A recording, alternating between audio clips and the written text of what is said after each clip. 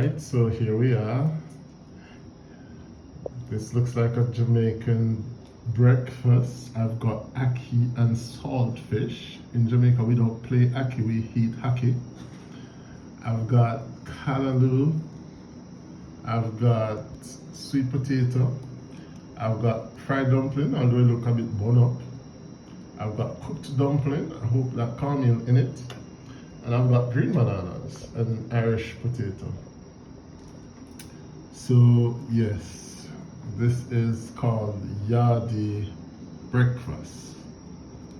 Looking good.